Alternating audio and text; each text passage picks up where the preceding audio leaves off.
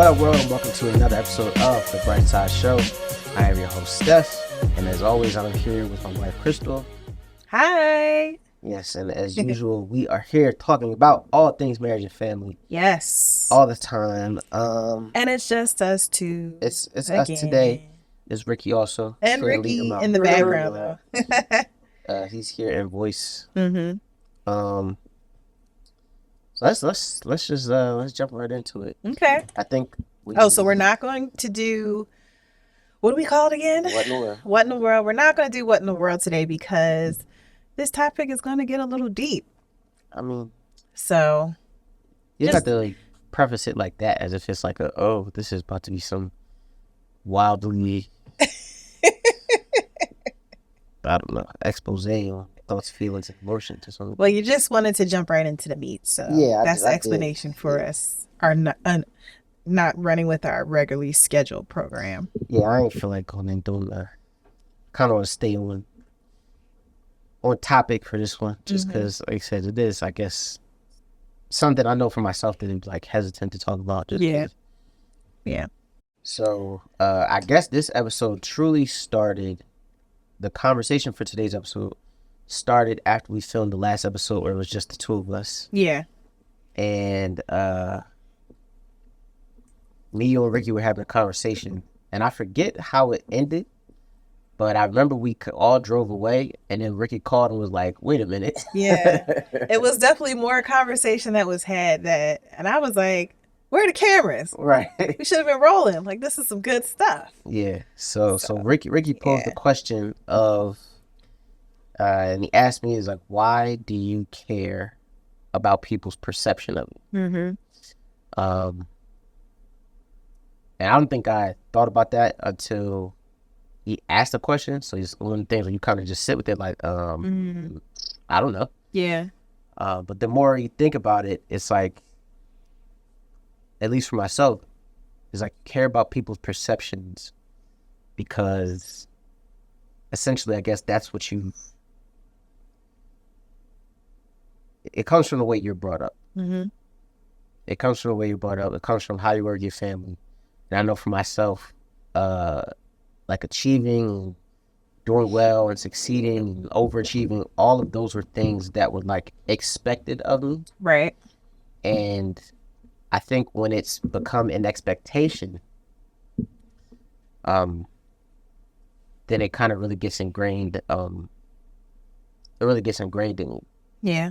And like I said, I never thought of it like that, or even thought of it as like a not even a bad thing, but in my mind I'm like, what is the issue with overachieving? Like, how does that become a thing? Right. So the way that I took it, and this is just from being married for over 10 years, just little things I picked up along the way. I feel like, and let me know if I'm wrong, but I feel like part of it is if you bring attention to something that you accomplish, then now you're setting a very, very high standard, a very high bar, where now you have to consistently keep doing things on that level. And if you don't, you perceive that as being a failure, and you don't want people. We all know that there's haters, right? Mm-hmm. You don't want to give haters the opportunity to be like, I knew this was going to happen. I mean, but I think not just you, I feel like that's anybody would probably feel that way. But I would say your upbringing to kind of always, not let anybody, get to you, that may have something to do with it, where it's like, I don't even want to give somebody the opportunity to think they have something over on me. Yeah, I think it's not having somebody. It's that. I don't, for myself, I don't think it is like a haters situation. You see some people be like, "Oh, let your haters be your motivators." And it's like, I honestly don't care about the haters. No, because like if you hate me, then it's like, oh, okay, and then it's like almost like I have to, not even have to, but it's like, all right, so you are nothing. So then, what do you think it is? It's the disappointment of people that you actually care about. Whose opinions I care about. Okay, those that's valid. Yeah, like again, that's valid. If you just like a hating ass nigga or something like that, like then it's like, all right, you're that, and essentially it's like I kind of like burn you out of my brain. Yeah.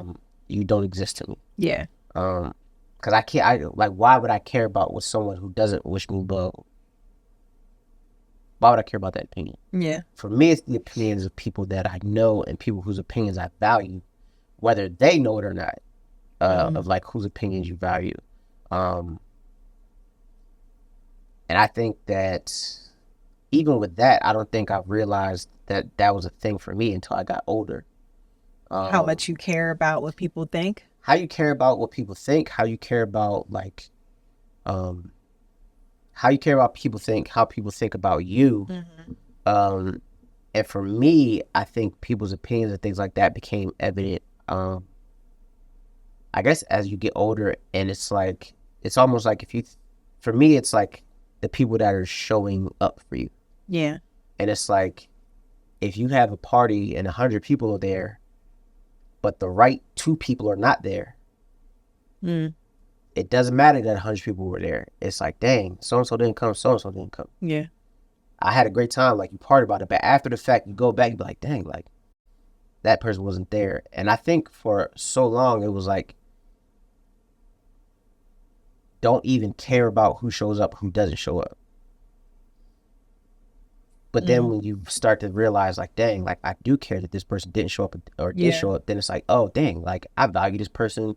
Yeah. I value this person, and I value their opinion of how they see me, view me, XYZ. Yeah. So let's get real. Like, who are those people for you? Who are the people's opinions I care about? Yeah. Who those 2 people or X amount of people that you want to be in the room like really bad? For me, it's obviously like it's my brothers. Yeah, definitely my brothers. It's like I said, it's like my close friends. I'm not on that list. You're on the list, but it's well, just by default, you expect me to be there. By default, so you're I not expect even you to be there. counting me. Huh? So you're not even counting me. No, I gotta be there. But and maybe I'll get into that later, where it's like I thought that, and as I'm thinking about it, I thought that you were a default person. Graduation. I didn't even make it. I thought you were a default person. Yeah. But then in my mind, I was like, man, I don't even care. Like, if this happens, whatever, it is what it is. I missed something. Okay, yeah. So I was like, what was that? Yeah, right, just had like a little inside. What was that? So inside moment. But I was thinking of this too when you were saying that. Yeah. Yeah. You can go ahead. Go ahead. Okay. So when Steph got his master's, when he graduated, his graduation fell on the same day as a memorial that we had for my grandfather who passed away. And I went to the memorial, and it was a very tough decision to make because I obviously want to be there to support Stefan. That was, a big milestone for him, for us, just because, I mean, we've talked about this before about how like your journey in grad school, it felt like I was kind of like a part of it. Yeah. And it was a really tough decision to make, but that was something that like I was in charge of planning, really. I had a big part in the planning. And then that was also an opportunity for me to see my family that I really don't have a relationship with. So I didn't want to miss that opportunity. I felt like it was going to be more opportunities to celebrate you. And I celebrate you. I'm there for everything. So I felt like I needed to be at my grandfather's memorial thing that we had, that celebration, because not only because, I mean, it's for my grandfather I was very close with, but also because it was a chance for me to like meet family that I've been wanting to have a relationship with. It's family on my mother's side who she's kind of had a distant relationship with. So it was a very tough decision to make. But after the fact, I mean, you didn't let me know beforehand that like bothered you so much. And it's probably because you wanted to like protect your feelings or not feel like, it hurt you. But I know you told me like after the fact, like, I really feel like you should have been there. So that was tough because of course I don't want you to be disappointed. Were y'all married at that time? Yeah, this was Nigga, like this is 2 years ago. 2021. This was yeah. My grandfather died 2021. Yeah. 2022. So 21. Yeah. And the thing was, I think I said that I wanted you to be there, and I think even when we first had the conversation, I think I was coming from a place of like, you are default, like you supposed to be in anything. It literally was not until like Monday or Tuesday of this week when I sat and I was like, this is bothering me, like, or not even bothering me because we're past it, but I was like, dang, like, I'm kind of sad it didn't show up for that. But I actually tried to make up for it by having a party for you after graduation. So don't forget, I rented out that Airbnb and we had a grand time. I was exhausted because I did a lot that day. We had a party. And again, but I wasn't at the actual graduation. But I still celebrated you. That's what's important. You said, I know you said you were sad, but in the moment, how were you feeling? I know you thought about it the other week, but how were you feeling in that moment? In the moment, it was just like, what are you going to do? So in the moment, you got a lot of stuff going on, you just can't do it. Yeah, it's more so of a, no, for me, it wasn't, I didn't have like a that, because like I said, for me, I was under the mindset of like, dang, like, I was like, if these were people that you knew, I think I might have understood more in the moment. But I'm like, these are people you don't know, don't have a relationship with. And so for me, I'm kind of like, let's weigh the importance. I was a planner for the event. It wasn't just like, oh, hey, I'm here to show up. Again, I understand. I was like part organizer along with I understand. Right. But also, the point is for me to get to, like, people came from out of town. And some might be watching this. I don't know. But I don't know them still. So okay. But yes, but it was important that event was important to me. I understood. Like I said, and that's just because, and you know my history with just not having that family dynamic that I've always wanted. So that's why, again, for me it was kind of like try to understand because of that reason. But then when like you're in your understanding process, it's like, oh, do I understand? Or do you it's like, do you understand? But then on the other hand, my mind is like, we went to the funeral. Like, so we did. I felt like we did. But they didn't get to be there because it was a storm. And I don't want to spend too much time talking about this. But I understand. There's different levels to it. But no, yeah. But I understand why. Just to get back to the point, I understand why you felt the way that you did. It's because that was a pivotal moment for you and I wasn't there. I get it. Okay. And I'm sorry. It's forgiven was a while ago. So I have to ask, because you guys both understand each other's side. Same situation. Would anything change, or it's just like I understand the person's side and why they would do that? Like, are you saying like, man, I should have done something different, or are you like, no, I made my decision. I'm sorry it happened for the same day, but like, let's understand where each other is at. So for me, it's hard to say what I would have done. It's hard to say what I would have done in the same position. But I believe that I would have went to Crystal's graduation. No, not switch. I'm not saying switch. Okay. I'm saying if you were getting the second master's and she was doing something again with opportunity to build family that she didn't have. Well, I already had the opportunity, so I wouldn't do it again. Okay. So I would be at the graduation. I mean, but that's still this family that you haven't met. So it's like, say I went and got another degree, and it's like, now it's like, well, why would got a whole nother side. Yes, but no. I mean, like I said,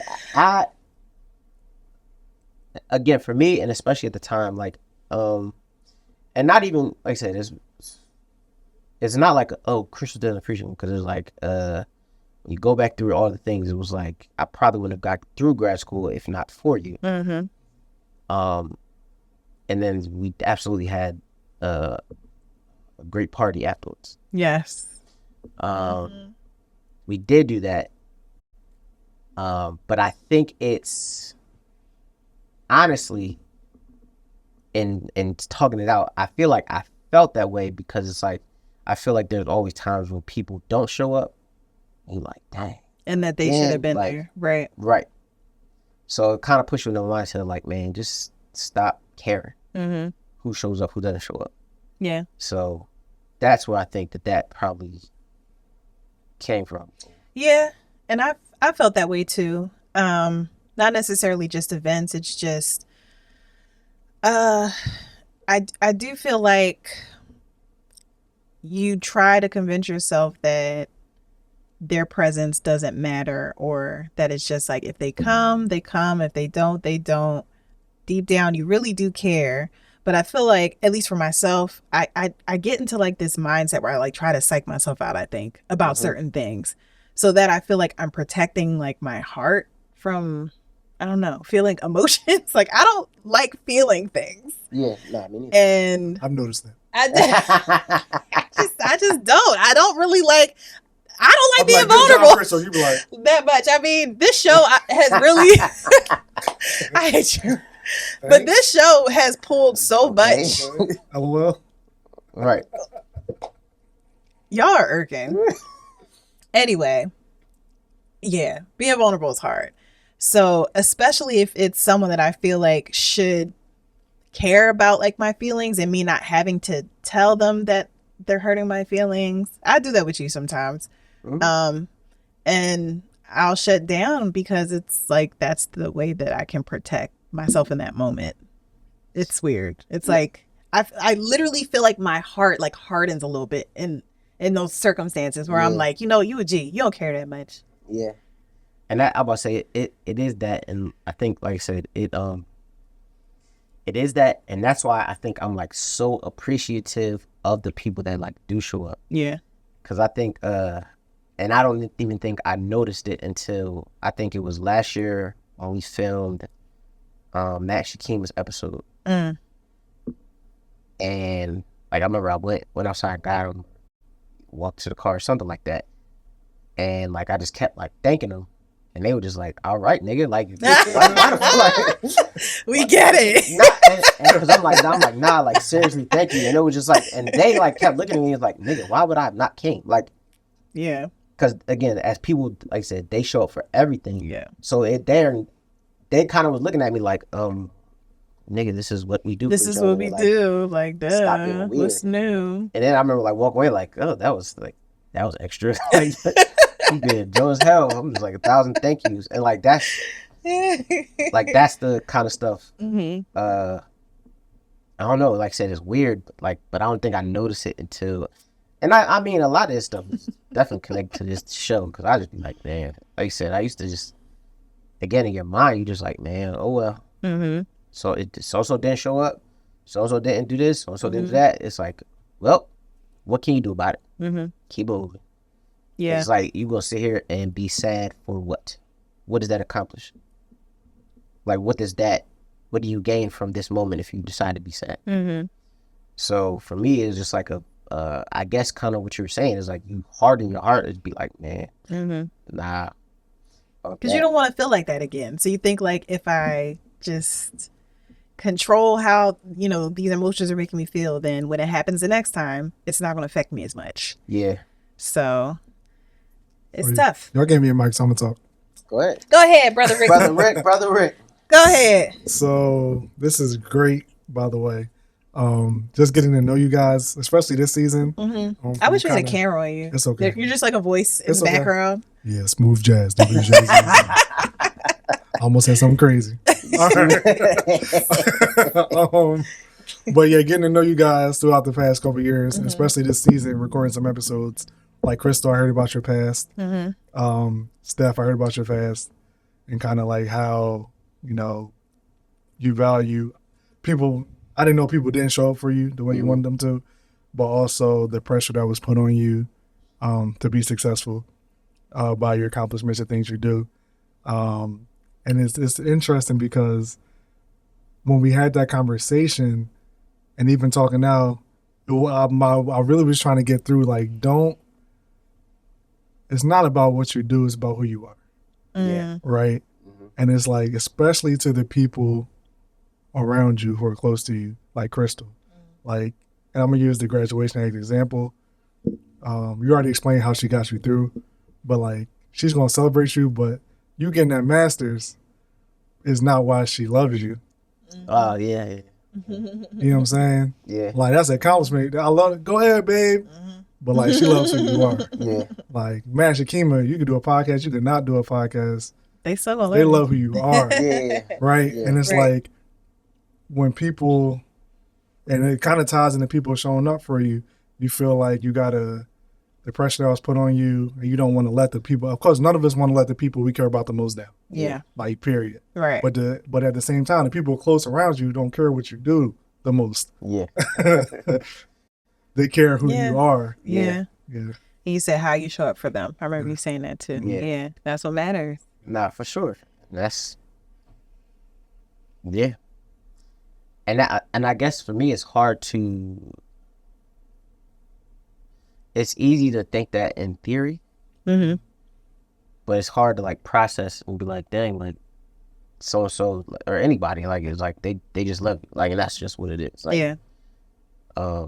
it's hard to look at it from other people looking at me that way versus like there's some people, like it's easy for me to say to people, would be like, oh, like nah, like so and so. It's like, nah, just like my dog. Like, I don't care what you do, win, lose, whatever. Whatever. Like you somebody you like are just love, and therefore like you don't got to do or do whatever. But it's harder to look at it when it's yourself.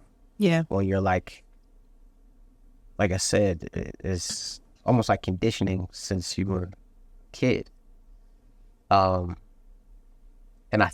I guess in talking this out, I feel like that probably comes from a place of like,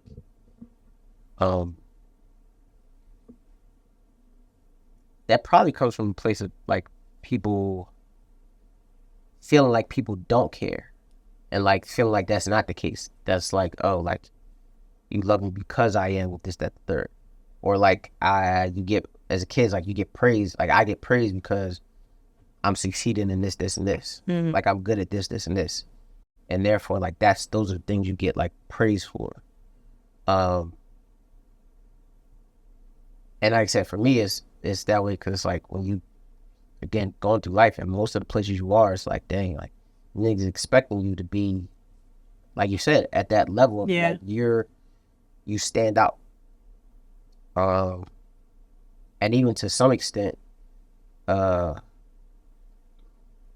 of it is probably like, maybe it's like an anointing, I don't know. Like, I don't know if it falls under that. It might, where it's like, you're the person that like, people can look at you and be like, oh, like, you're different in a good way. Like, you're different. And people expect you to not be like everybody else. Yeah.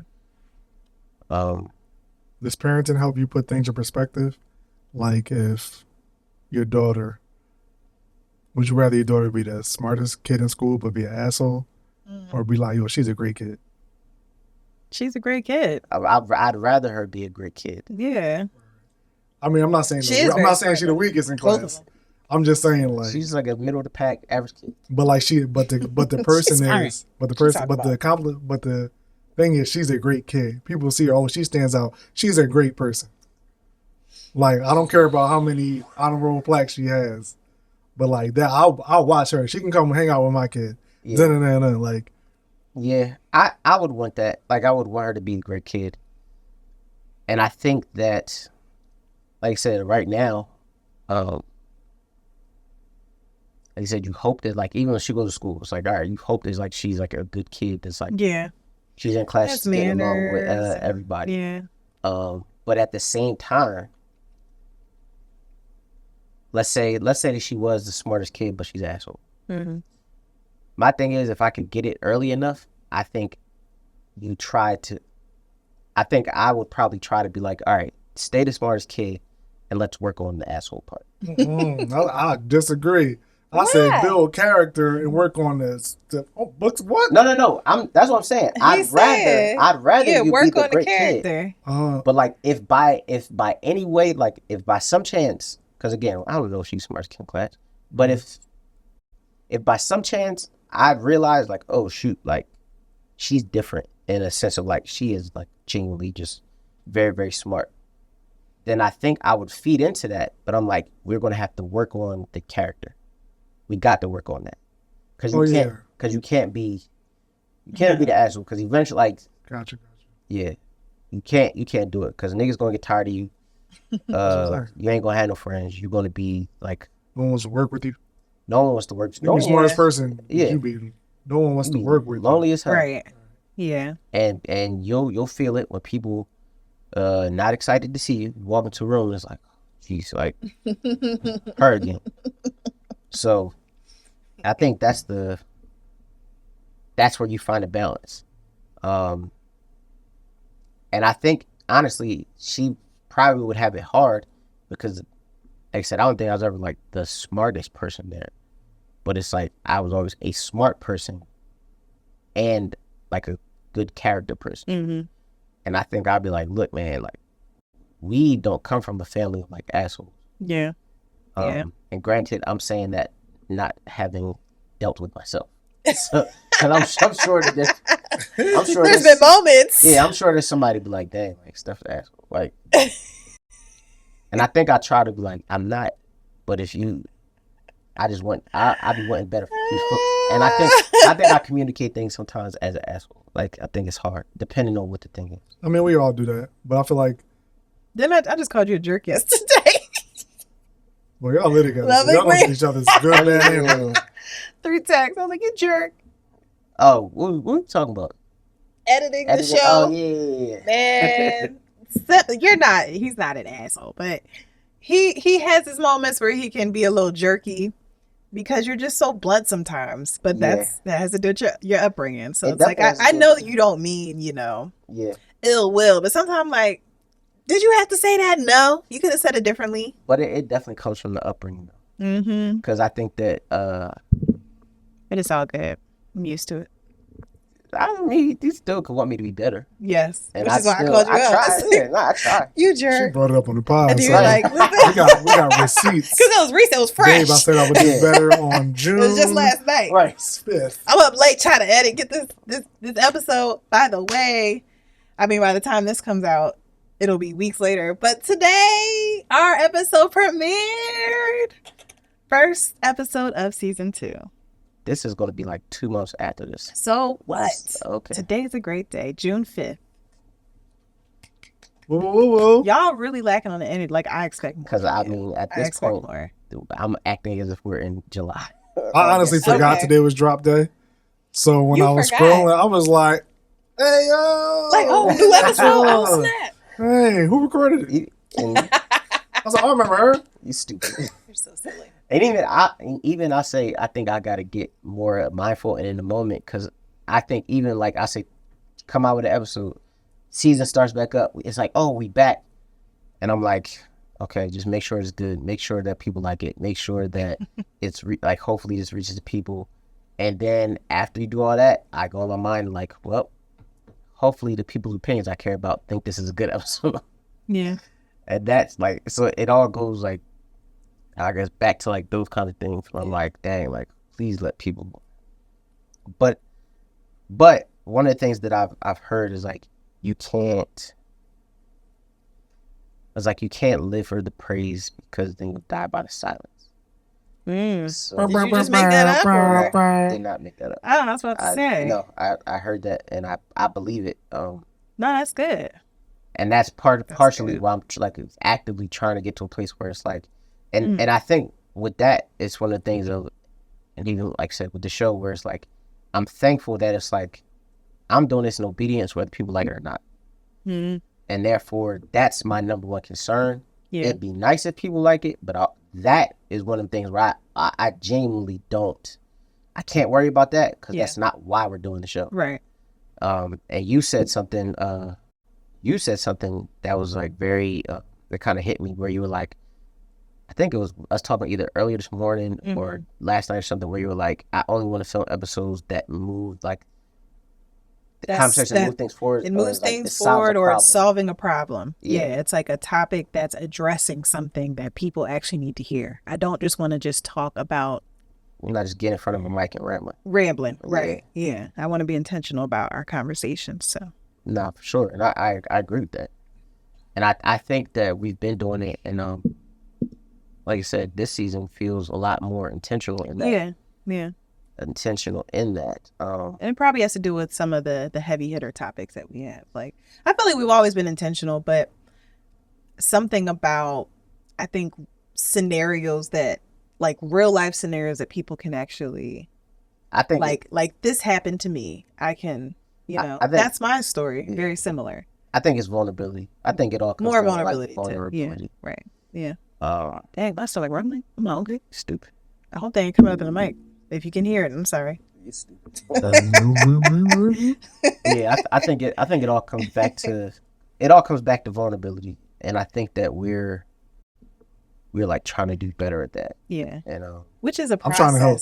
It's a process. I see you trying to help with these questions, but it's a process. Like, I feel more. I'm ready to be more vulnerable this season. All right, prove it. Why you don't like showing emotion? Why I don't? Because I don't like. It goes back to what I said earlier. It's this feeling like I have to protect my heart from people, and if I show emotion, that's putting myself out there, and that gives people an opportunity to take advantage of that. And I just gotta.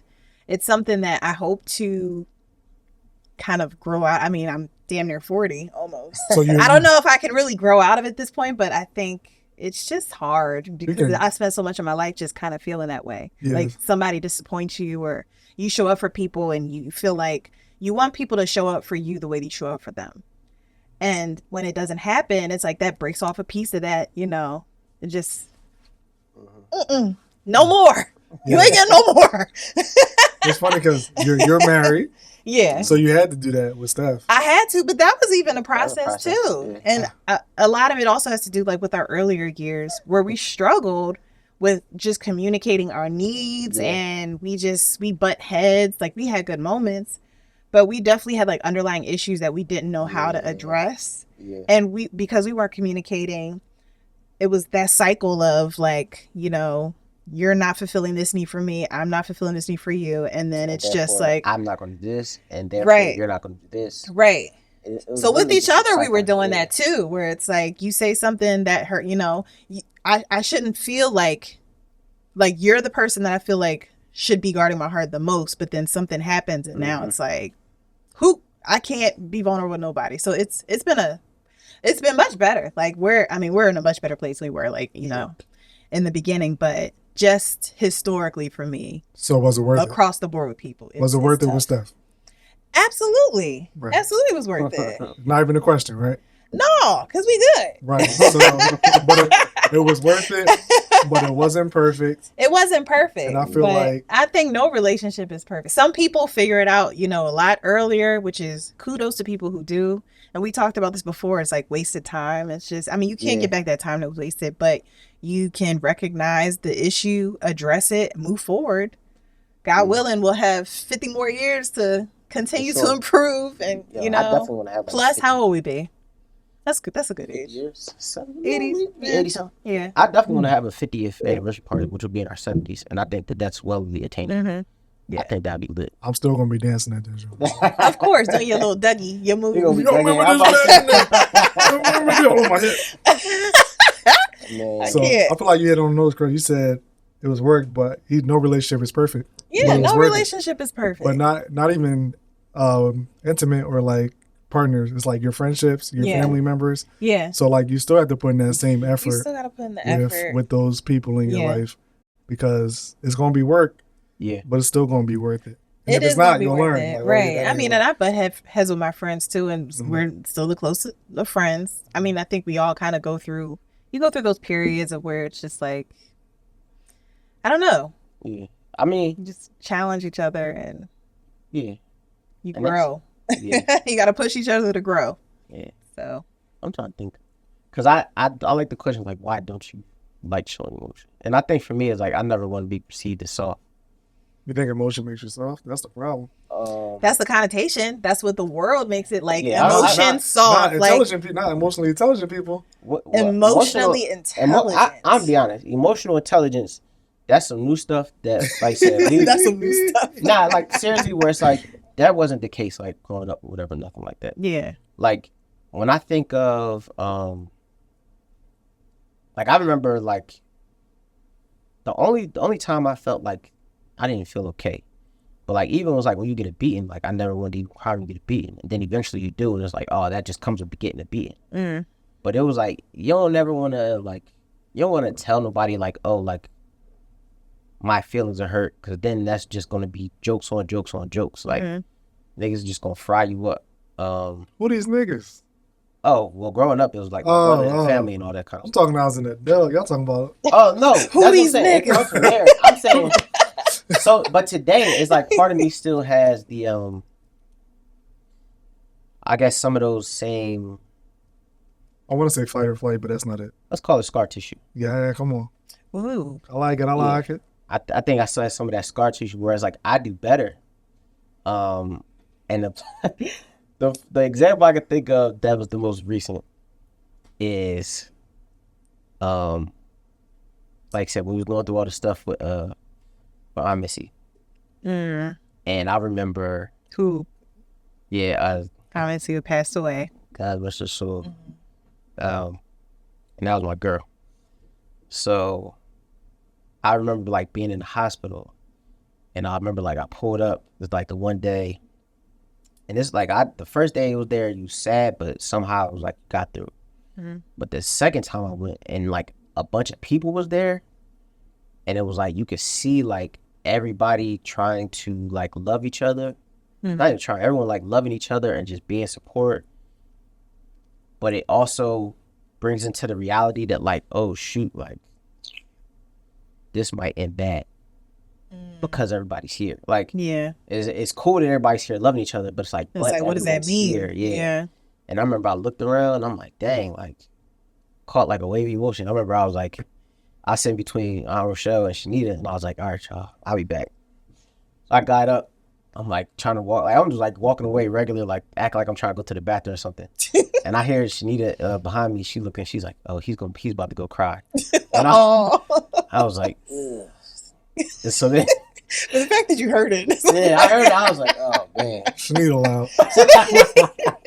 like that, Shanita, you could have whispered it, right? I was like, so she he gonna cry in the car. I went and found like a. That's basically what it was. I cracked myself up. I found like a hallway that was like an employees only joint. And I like walked down the hallway, then hit like a dead end and like go into like a corner, and I just like broke. Aww. I'm thinking I'm by myself. I'm like crying and all that stuff. Steph don't even cry. I don't like cry. He do not cry. Nothing. So that's how you know this was a deep. So I was So like I like went down that hallway. I'm like, damn. Like I remember I like went like a corner thinking nobody's there. I'm like crying. Does somebody see you? So I turn around and I guess it was like a nurse on a break. Yo, you just were not. Go catch a break. You don't cry enough. You don't even know how to do it in secret. Right. So I know I was like quiet, but I was just like thinking I was like alone. Like I thought I was in like this private corner. It was like a nurse on a break, like sitting in the chair with their headphones in. And I turned around, they looked up, they were like, he was like, you all right? Oh, like, yeah, I'm good, nigga. Like, what you doing back here? Like, what are you doing? So, but it was like, it was like that kind of situation. And then it was like, that's funny. I said like, it was just so weird. Like I was comfortable doing that. And I'm thinking like, oh, I crossed the barrier because like, oh, shed tears. That means I got it out. Mm-hmm. Man, we go back to the room. I'm back there with like Puda and Shanita. And I was like, I'm like, damn, like I'm about to cry again. I'm like, what the heck is going on? And I'm like, we had like 3 of us in a room, like everybody's kind of like doing their own thing. And I'm like trying to like wrap myself in like the curtain so that nobody can see me. I'm trying to wrap myself in the curtain. What? So nobody can like, I'm just like, cause I'm like, yo, like I do not cry for the people. This should not be that funny. It shouldn't, but it was hilarious. But like through that whole, I just have like a visual. We need to get some B-roll. I'm gonna get some stupid. Generate an AI of this. Stupid. I gotta do animation. You gotta add this into the episode. Out of control. But then like said, it just kept it got progressively worse. Then it was like, oh, gay poodle hug. We just crying on each other. I'm like, goodness gracious. And I was like, again, it's like one of the things where you think that like you can handle it, and then it's like, damn, like, nah, you gotta feel these joints. Yeah. So like, even like, I guess, again, I don't like talking about it. Like, I don't know. It's just one of the things. Like, I just never the emotional intelligence thing. Like I said, that's new because before it's like you cry in front of anybody, even people you love. It's like They they say niggas is going to make fun of you. Like, yeah. But I mean, that's think of growing up as a kid. yeah. You're a crybaby, you know. but it's not just even the kids. It's like adults is like, what are you doing? But it What starts adults? as a child. What adults? I'm trying to figure out these adults y'all talking about. Who are these niggas? Because that's a young boy mentality. Like, we're only roasting you because you didn't cry in public. Like, if you had sat there and like, hang, and took it, we'd be like, we got you. It wouldn't even be no jokes. We're only making jokes because you tried to run away from your emotions. That's the funny part. Yeah. Like, life has flipped where the young boy stage of trying to fight your emotions, which is the cool thing. But as an adult, we're embracing emotions. That's the But thing. it's a different time. It's a different time. It's I don't still, think that was this era of like sensitivity wasn't like this 15, 20 years ago. and I'm about to say the adults that I've seen where it's like I literally like I've only seen my mom cry like twice. Oh, now I get y'all now. And somebody had to die Now, for our that. world, like, yes, this is a new thing. It's new. Yeah, This is new. Yeah. I hear you because thinking of my relatives as adults, everyone was like, I don't care, tough, hide things, secrets, whole families on the side. But like, and that's what I'm saying. Like I've only seen like so like seeing them, and it's so it's almost like programmed. And for me, it was like honestly, not just even crying, but like almost anything where it was like I lived with my mom, so it's like, but she was like somebody that always seemed like unfazed by everything. Like she was like, and she is honestly like she was like the ultimate like thug for real, in every capacity. Where it was like, man, I'm messed up emotionally, but I'm gonna ride out through this. I'm mad, I'm socking you. Like she was just like a thug about like every emotion. It just felt like she was like really just rocking out with all of it. So I'm like, how can it's like if my mom is this tough, like damn, what's that saying about me if I can't do the same thing? Yeah. And then like it was the same with my dad though. It was like, you know, I didn't see. I guess my dad the same thing. It was like it wasn't until I was an adult at a funeral that I see my dad. Like I never see my dad cry about nothing. Yeah, I get that. You put that in perspective because I'm thinking of just like us. I'm like, boy. Oh yeah, no. I get that, and we gotta do better than our parents. I agree. Because like you want to show your kids something different. And I feel like we are. I think just as a generation, we kind of recognize like that gap and that need for this. So I think everyone's trying to be more intentional. Like I know about us and how we raise our kids, we try to be more intentional about making sure, and not that our parents didn't like love us, but I feel like unconsciously they didn't show it the way that you would expect it to be. I think it's like they showed it in providing and stuff like that. They did the best they could. They did the best that they could. You do what you know. But I think emotionally, it's the emotional piece that I think is missing in a lot in our generation that we feel, well, at least from. No, it's exactly that. Because again, even when I go back to like, it's even like dealing with conflict. It's like you said. I mean, you can't even beat kids these days for real without them calling the people on you. Right. But but back in the day, it was like no questions, no like let's talk about it, or why do you feel like, what made you act out in this way? It's like, get the strap, and that was it. And that's how things were dealt with. Yeah, and I say like I guess for myself, where it's like even when I guess like at the time it was probably like one of like my most like traumatic moments in life, where it was like you go through it. And on the other side, it's like, don't nobody ask you, like, are you okay? Yeah. Niggas like, go back to life. Like, you don't got time to sit and be sad and be like, oh, like, I can't believe this happened, blah, blah, blah, blah. So, like, that. Or you're not the first person to have to go through this, you know? Yeah, like. Get it together. Yeah, it's like, you ain't, this ain't unique to you. Like. Keep them moving. Yeah, but this whole, I think mental health being such like an important thing in today's society too. It's so, I'm glad that that's something that people are talking about, because a lot of that has to deal with the trauma of having to deal with those things. Yeah. And not being able to process things that happen to you. And unfortunately, our parents had their own trauma that has gone undealt with. So, that gets passed down generation to generation. So you just got to break the cycle. So that's what we're trying to do. Yeah. And like I said, I think I noticed it probably first talking to my older brothers, like Don Malik. Mm. And I remember we all were talking, and it was almost like we were all in like this like crazy, like not a dark place, but I guess like you're going through stuff. Mm-hmm. And it was almost like you feel like you're going through like years of like just being by yourself in like a place. Mm. And you're like, you look back and it's like, why was nobody like helping me? And I remember in my mind, I was like, dang, like, why wasn't I, specifically with me and Don, we were like the same age, where it was like, oh shoot, like I was going through the same exact thing.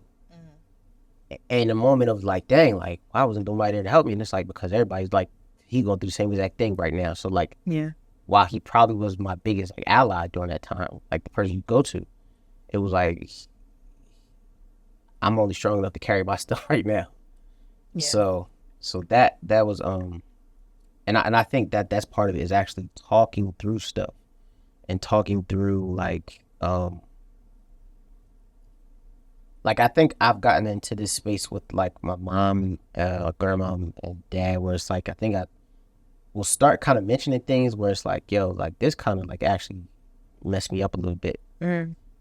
Like I remember, so there's a story, and I think, like I said, I think we told you a story, but I remember when we were kids, we came home from the market on like a Sunday or something like that, and like I went up to my room. My youngest brother was a baby at the time. I went up to my room and I'm like, damn, like it's extra smoky in here. Like, what the hell's going on? But like, look around the room, it was like no fire. So I'm like, oh, like damn, like maybe I'm tripping. So like a minute later, Christian comes downstairs holding like a piece of paper that's on fire with like a rock in it. So he like, so in panic, my grandma like calls 911. Oh gosh. And I guess thinking that like the house on fire or something like that. So we like drop it, stop it out, whatever. And I'm thinking like, cool, like keep it moving. Cop shows up. And so like everyone's mindset is like, dang, like one of y'all had to do this. Like one of y'all playing with matches, playing with fire. Mm-hmm. Y'all tried to set the house on fire. You tried to kill your little brother because he was in there. Man was a baby, but it's like he had asthma. He in there with all the smoke, blah, blah, blah. And me and Christian were like, we ain't do this. Mm-hmm. But it was like, they were just adamant. So I remember the cop that like came, he was like, I guess, and honestly, they allowed him to like come in on let's see who's going to tell the truth. Mm-hmm. And I remember like, this nigga took a paper towel, lit it on fire, and was like, look, it looks the same. We like, yes, because it's two burnt pieces of paper. Idiot. Not him trying to recreate evidence. Because they like, I guess they trying to like, and that's always one of the things where it's like, they try to like outsmart us. And I'm like, we not dumb kid, man. Like, we see all this. And I remember, so like, that happened. It was like, y'all lying. I remember this nigga handcuffed me and Christian together. And how old were you? I was like 9. Mm. So we start like bawling, and I remember like, it's not funny, but I remember like in that moment, I was like, yo, we had on like these sandals. And I was like, I cannot go to jail with my sandals.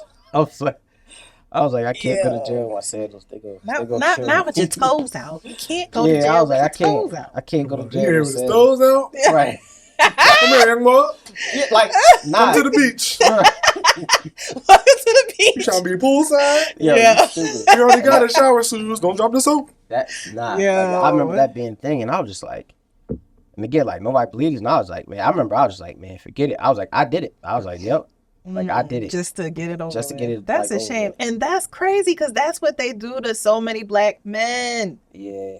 Like, in real life, like, in real, they try to get you, they ask you these questions and make you just confess. Yeah, and I remember fairly recently. That's wild. And the officer was black, wasn't he? He was a black dude. Yeah, Shaking my head. he was a black dude. Like literally. But I remember like getting grown, and like I remember that, but that became a thing where I was like, man, like if I'm not going to be believed, I was like, man, shoot, all right, like in our house, it was like, all right, I just was taking it like, yep, I did it. Dang. If that mean like if I'm not going to get away with the truth, then it's like, and it'll be a situation where it's like, oh, well, y'all don't punish me until somebody tells the truth. But it's like, well, there's no end date to that, so yeah, I did it. Take my punishment and keep it moving. Mm-hmm. And I remember I told a mama about this, and she was like kind of like sad. I think I told her like, yeah, like after that happened, I was like, I don't know if I can trust y'all, because it's like y'all like I'm sitting here a kid, but like lying just so that y'all like leave me alone in a situation. Mm-hmm. And I remember she felt the way like me saying that as an adult. Yeah, like felt the way me saying that as an adult, and I was like, so I think I'm trying to have those conversations more. Just to like get those things out and be like, yo, like this was trash. Like, and even though you didn't, honestly, it's like in that situation, it's like if you think that I'm like playing with fire, you want me to stop immediately before something actually dangerous happens. Yeah. So I can understand why you would let that go as far as it did. Yeah. But at the same time, I was like, y'all, I didn't have like no leeway in that joint. Like, what the hell? How was I living that there's no way on earth that I wasn't telling the truth? Like, you know what I mean? So I think, like I said, it's like trying to have those conversations more. Those conversations are important. Yeah. But like you mentioned, it took you to become adult to have it. And I feel like sometimes, I mean, that makes sense. Yeah. And that just made me think of like conversations I had with my mom recently. Just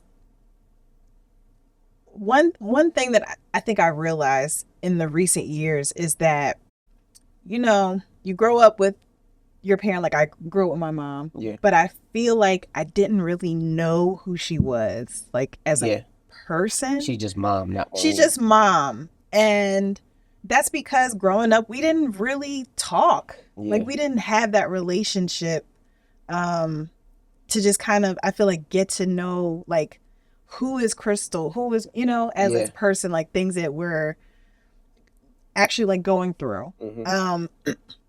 So my mom is like in this era of where she's trying to address some of like her own trauma, because she had a hard life growing up in Jamaica, and there's a lot that she had to deal with, and it's a lot of trauma there. So I think just like, you know, other people, it's you just kind of shove it under the rug and you just like move on with your life, but it's always going to peek its head because it's never been like dealt with or processed and all that stuff. So she's going through those motions now, like trying to deal with her own trauma. And we're having conversations. Like we had a conversation a few months ago where I learned more about her, where it was very eye-opening to me. And it's like, I feel like that conversation was so necessary because it lets me see a different side of her. And it made me feel more connected to her, because it's like, I didn't know who she was. I didn't know her background. You know, we don't know our family like that. So it's, those type of conversations are needed. And it gave me an opportunity to also let her know about some things that I kind of felt a type of way about as a kid, things that I never really like got over completely. So those conversations are definitely necessary because it's part of the healing process. It's like, excuse me, like we all go through things. You deal with, you know, the cards that you were dealt with, but it's important for us to try to find a time to process them with the people that we need to, so that we can heal. Yeah. And I make some movement towards, you know, that space. Yeah. And that's ooh, my bad. I'll say you need to reapply. No, I ain't crying. I am a G, okay? Y'all ain't gonna get me twice. Y'all not gonna get me in 2 episodes. Let's not go backwards. That was the first and the last. Let's not go backwards with this conversation. It's okay to show emotion. We're reverting. We're reverting. Psych. They got a lot of work to do. Don't worry about us. Yeah, no, we absolutely do. But that's like those are the things. Like I said, I think that I think like I said, we have to have those conversations that actually like bring healing, or even the things that more times than not we're probably past, like truly past it, Yeah. But I think it's more so just getting like the acknowledgement of like, dang, I could have been better in that moment. Yeah. And I think that will, especially if we're having it with the generation that's ahead of us. Because as a child, it's like you can't say those. It's like, boundaries. When you're a child, there's some things that's just like I could not say to my mom when I was a teen that I feel more comfortable saying now. Part of it is like I don't want to hurt anybody's feelings. Yeah. But that's why it's also your delivery. It is important. But it's like there's like certain conversations where it's like, I don't know, it's just out of respect. Yeah. As a child, it didn't feel appropriate to me to, Yeah, I mean, we're grown now. Yeah, and sometimes you have to be older to look back and reflect and kind of understand, like, okay, this probably shouldn't have happened that way. Where in the moment, you don't really know what's going on. You just get emotions because you're a kid. Yeah, and even I think even not only with our parents, we're learning to have it. I think we're learning to have like with friends and stuff like that. Yeah. And even each other as like a married couple. I think it's like I think it's having those conversations with everyone, of being able to say like how you feel. Yeah. Because I remember, it was like years ago, probably like 2017 or 18. I remember I had a conversation with Mark, and it was like, and me and him had a conversation, and he was basically just like, it was like nigga, at some point, like, you can't just keep trying to make me the butt of every joke. Like, if anything I do becomes a joke, then like, nigga, why the hell would I want to be around you? Yeah. And I remember saying that, and I was like, one of the Jones, where you sit there just like, wow, like I respect for him for saying that. Yeah, cause right. and I realized, like, at least especially for us, it's like, again, going on things growing up where it was like, for us, the way you grew up, it was like you're getting made fun of for everything. And I know for myself, at first, it was one of the things like, oh, like, you want people to stop, but it's like, dang, like, I can't. But then it's like, I remember it was specifically like with me and Down, where it was like, you hit this groove where like, you now become the joker, like, and especially with us, and on my dad's side, it's like, we were like the youngest. So it's like you turn into like tag team champions of the world, and you just like going around just firing everybody up. Yeah. And then, like I said, they get mad, like, or annoyed, and it's like, oh, like, well, when do we start caring about feelings? We ain't starting now. Keep going on you, and then it'd be like, all right, yeah, fire on you, and then like as an adult, I could look at it and be like, oh yeah, like we just go up and leak for like an hour, and then he would just like leave and not come back for days. Dang. Because it's like he didn't have to. Whereas like I'm grown, I don't gotta be here. Like I'm just go and not be around you. Yeah. And it was like, at the time, you're looking at it as like, when did you care about me being annoyed? So why should I care about you now? And it was like, almost like you just hold that with you. So you grew up in bully culture. Sound like it, right? 1,000%. Yeah. 1,000%. Yeah. 1,000%. And so that's when it was like, I don't think I ever was like a true bully, like outside of like our family or whatever. But it was survival mode. Yeah, I'm about to say, I wasn't on some like, like, I'm being fake tough because something else is going on. It was like, nah, like, I'm in survival. So it's like, before you get a joke off on me, I'm... Every day was a lunchroom. Unloaded. Like, I got to unload the clip on you so that you don't get up and think that, like, somehow now I'm the mark now.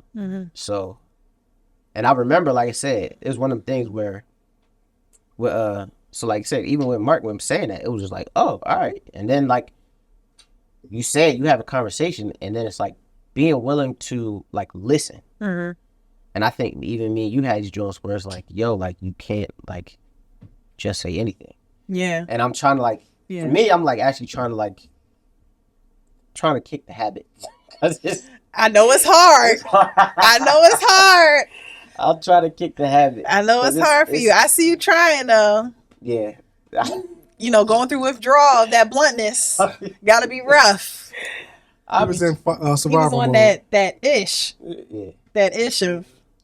Nah, but again, it's like this survival mode of like, man, like I can't. Again, you're just like going, because that is what got you through. Like that's what gets you to this point. So. But I learned that what gets you to one place, not get you to the next place. Not gonna carry you to the next. Yep. It was not gonna carry you to whether the next. that's past behavior, whether that's people, whether that's money, whether that's whatever. Yeah. it's like one thing that got you this far is not going to take you next. Or like one thing that you're good single at doing is going to be a detriment in a relationship. Yeah. So it's like, the seasons. Yeah. And of a self-evaluation and check-ins. I'm about to say it's definitely self-evaluation check-ins, and I think it's like you said in the seasons is like you gotta, and I feel like it's like biblical where it's like you will continue to grow and adapt, and it's like I think that we try to have a mindset of like thinking that we're adapting because we're surviving in whatever that next step is, but it's like it's not. We're not meant to survive; it's meant to thrive. Or meant to be thriving in whatever that next step is. That means we might gotta, like if you climb a mountain, you got a giant book bag. When you get to the top, if the next thing you got to do is get on the hang glider, you got to take that big book bag off. Like, so all them things that meant a lot to you on the journey up the hill, they're helpful then. But you got to take them off to go on the next thing if it requires you to be light and going across that. And so that's the adaptation that I think that we have to like be willing to accept. But I think that a lot of times we get caught in this place again of thinking that we're adapting just because it's like no one has said anything to me yet, no one's complaining about it, but it's like nah, like you still got like this base level of like armor that like is from your childhood. It's like you got to strip that and put on something different. Because even for my like I said, even going to like what you're saying, like with like as we're going from that to raising kids, it's like you learn, because it's like I wouldn't dare just sit there and just roast my kids, like or make fun of them for crying. Where it's like nah, like you gotta like, I guess for me it's like you're learning to like, obviously there's a difference between like you crying for no reason. But at least even with that, I'll say like, well, what are you crying for? Like what happened? And if it's I want pretzels, it's like just ask me for pretzels, which is common. That's common. That's the joke where it's like, but it's being willing to sit and listen and go through. And so that's why I'm like, I would hope that, like I said, we're having those conversations that help us to, like say, adapt and get to the next level. To communicate better. Real quick, it takes work. Like parenting, you can lazy parent and like stop crying. Now you have to put in work to be like, she's crying. It's probably because of something, but I have to get her to a place to know what's acceptable is not. How to get through certain things. And how to express it in a better way. How to express it at all. Because one thing you don't want is someone to bottle up like me. Just be bottling up their emotions and then not know how to, communicate. And then that deals with, just getting mad easily because I'm just built up. But that's work as parents. And sometimes I look at parents in our parents' generation and be like, they had time to work that bad or that much. Sometimes they weren't even there to put in that work. Or they had to work too many jobs to put in that work. For sure. Or babysitters or cousins or grandmas had to, you know what I'm saying? So it's like, I give everyone grace.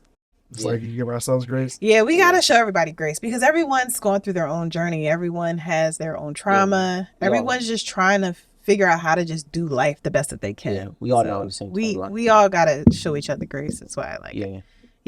And that's why I think that just learn as long as at least if you get to a point where you recognize it and you're trying to do better, then that's what's important. And that's why I think, like I said, even I guess kind of like to put the period to sometimes that this episode is like, I think that's where I think I appreciate the show, and it's really like the people around you. Because even like I said, to Ricky's credit, like he's probably the main one that be like challenging, like, well, why do you feel with all these questions? Why do you feel like this? And it's been like this, and that's why I'm like, I give the show a lot of credit because I feel like it started honestly when I like gave the idea, when it just became like, all right, like nah, like why do you think like that?